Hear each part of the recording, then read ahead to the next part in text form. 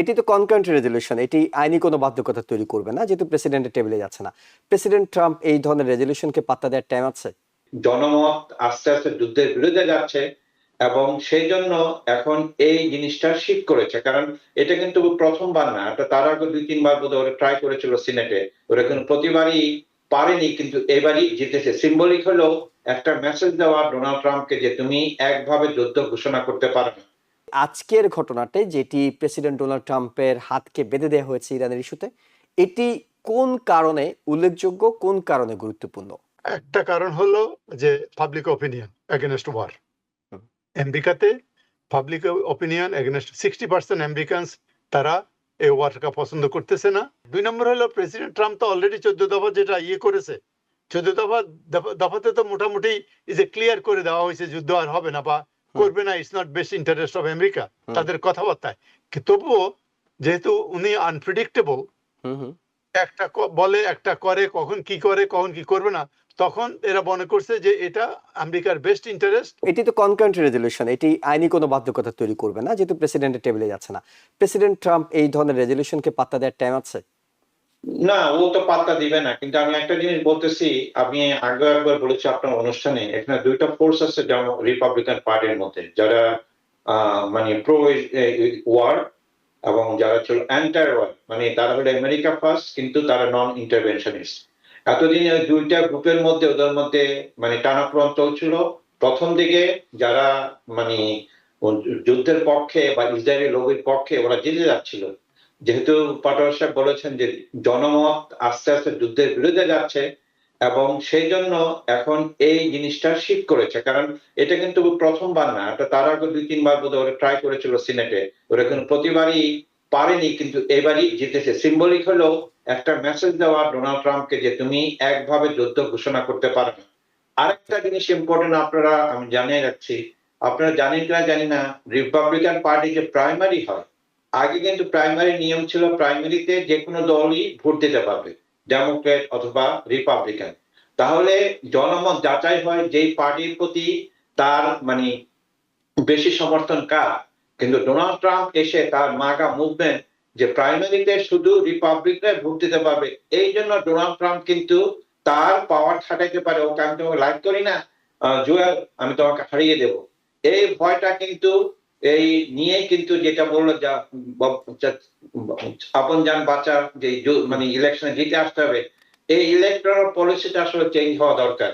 কে ইলেকশনে দাঁড়াবে, ডেমোক্রেসিকে সংকুচিত করার কারণে ডোনাল্ড ট্রাম্প এই পাওয়ার নিজের হাতে নিতে পারছে এবং সে কিন্তু কাউকেই তো আটকা করে না। সে তো বলেছে যে আই ডোন্ট কেয়ার, মানে what happens in mid term and so on, কিন্তু এটা মুখে বলে, কিন্তু ভিতর থেকে যে ইলেকট্রাল সমীকরণে ওরা চেষ্টা করছে। কিন্তু আমার একটা প্রেডিকশন আমি করে রাখি, it's too late already, they already have প্রেজ মানে মানে প্রাইসটা পে করছে, এবং যেই সর্বস্পনের যে ইয়াটা, এটা কিন্তু আজকে বন্ধ হলো, আজকে এই 1 মাস সময়ের জন্য এটা কিন্তু জেট চলতে থাকবে all the way to November. আমি জাস্ট আরেকটা জিনিস অ্যাড করেছি, রিসেন্টলি নতুন যে ফ্যাড চেয়ারম্যান হচ্ছে কেভিন ওয়ার্স, এ কিন্তু অ্যান্টাই মানে ইনফ্লেশন না, সে প্রো মানে সে অ্যান্টাই ইনফ্লেশন হইলেও তার পলিসি ডিফারেন্ট, কিন্তু সে এবার ভোট দিয়েছে যে রেটকে এক রাখবে যার ইনফ্লেশন উপরে আসছে। এবং নেক্সট প্রেডিকশন হচ্ছে যে নেক্সট ইয়াতে মিটিং যখন হবে নেক্সট মান্থে, ও কিন্তু এই পলিসি রেট যেটার সাথে ইনফ্লেশন সম্পর্কিত এটা কিন্তু বাড়াবে। যখন ইন্টারেস্ট রেট বাড়ে তখন ইকোনমিতে একটা নেগেটিভ ইম্প্যাক্ট পড়ে। সুতরাং ধস শুরু হয়েছে এবং আমি কিন্তু পুরোপুরি একমত, শুধু ডেমোক্রেটিক ল্যাড কিন্তু রেভলিউশন হয়নি, এটা কিন্তু মোর সো কম্বাইন। আমরা যদি বলেন যে রিপাবলিকান পার্টির যে মাগা মুভমেন্ট, যারা আসলে অ্যান্টাইজডার, তারা ইসরায়েলের যুদ্ধ করে তাদেরকে উপকার হচ্ছে, তাদের ইনফ্লেশন কমছে না, তাদের মানে ক্রয় ক্ষমতা বাড়তেছে না, এই ব্যাপারগুলো আরো বেশি ভাবে প্রভাবিত করেছে এই সমস্ত চেঞ্জগুলো যে রিপাবলিকান পার্টিতে হচ্ছে। আজকে যে ঘটনাটি সেনেটে ঘটেছে, এর আগে 10 বার এ ধরনের উদ্যোগ নেওয়া হয়েছে। এই 10 বারের থেকে আজকের ঘটনাতে যেটি প্রেসিডেন্ট ডোনাল্ড ট্রাম্পের হাতকে বেঁধে দেওয়া হয়েছে ইরানের ইস্যুতে, এটি কোন কারণে উল্লেখযোগ্য, কোন কারণে গুরুত্বপূর্ণ? একটা কারণ হলো যে পাবলিক অপিনিয়ন এগেনস্ট ওয়ার। হুম। আমেরিকাতে পাবলিক অপিনিয়ন এগেনস্ট 60% আমেরিকানস তারা এই ওয়ারটা পছন্দ করতেছে না, এবং এটা কখন মিড টার্ম ইলেকশনের আগে। এটা একটা সিরিয়াস সিচুয়েশন ফর রিপাবলিকান। সুতরাং রিপাবলিকানদের মধ্যে যে কিছু কয়েকজন সিনেটর ভোট দিছে তাদের একটা কনস্টিটিউয়েন্সি আছে। আপনি যাই কথা বলেন না বলেন, আমি আবার রিইলেক্ট হব কিনা এটা আমার কাছে more important than pleasing President Trump and other people in American ডেমোক্রেসিতে, রাইট? সো এই জিনিসগুলো তারা এখন ইউজ করার চেষ্টা করতেছে এবং তারা দেখছে যে মানুষের এগেনস্টে যাইলে আমাদের জিতে আসা, আমাদের দলে জিতে আসা খুবই কঠিন হবে। সেই জন্যই তারা এই জিনিসটা দিচ্ছে। এক, দুই নম্বর হলো প্রেসিডেন্ট ট্রাম্প তো অলরেডি 14 দফা যেটা করেছে, 14 দফাতে তো মোটামুটি ক্লিয়ার করে দেওয়া হয়েছে যুদ্ধ আর হবে না বা করবে না, it's not best interest of America তাদের কথাবার্তায়। তবুও যেহেতু উনি আনপ্রেডিক্টেবল, একটা বলে একটা করে, কখন কি করে কখন কি করবে না, তখন এরা মনে করছে যে এটা আমেরিকার বেস্ট ইন্টারেস্ট, আমরা এটাকে করি। এবং মেগা যে রিপাবলিকানদের মধ্যে যে রিপাবলিকান যারা মিডিয়াতে আছে তাদের অনেকেই তো এগুলোর বিরুদ্ধে, যেতে করে যে জনমত সৃষ্টি হয়েছে, এই জনমতের সাথে অ্যালাইন হওয়ার জন্য এই সিনেট দেখছে যে না, আমাদের প্রেসিডেন্ট কি থাকলো না থাকলো, আমাদের জিতে আসা নেক্সট ইলেকশনে আমাদের এটা স্ট্যাটাস, অর্থাৎ তারা ব্যক্তিগত চাচা আপন প্রাণ বাঁচা, যেহেতু তাদের নির্বাচন আছে, তারা সেই কারণে এটি করেছে বলে আপনার কাছে মনে হচ্ছে। কিন্তু আমি একটা ছোট্ট প্রশ্ন করি আপনার কাছে, হ্যাঁ না আপনি উত্তর দিতে পারেন। এখানে কি ডেমোক্রেটদের কোনো ক্রেডিট দেখছেন? মানে এই জয়টা কি ডেমোক্রেটদের, তারা দাবি করলে কি এটি হবে?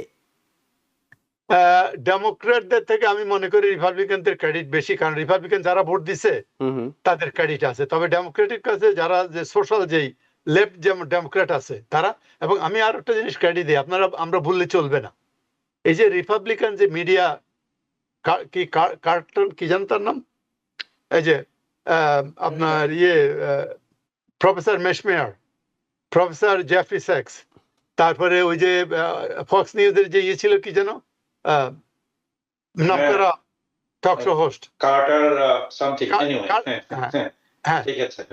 এই যে লোকগুলা, তারপরে এই যে একসাথে এরা যে ট্রিমেন্ডাস যে কন্ট্রিবিউট করেছে পাবলিক ওপিনিয়ন বিল্ড করতে, হ্যাঁ, যে প্রেসিডেন্টকে বলেই ফেলছে যে স্লেভ অফ ইসরাইল, বলছে না, এরকম কারো মাথায় আছে বলা যায়। এইসব কারণে পাবলিক ওপিনিয়ন সৃষ্টি হয়েছে।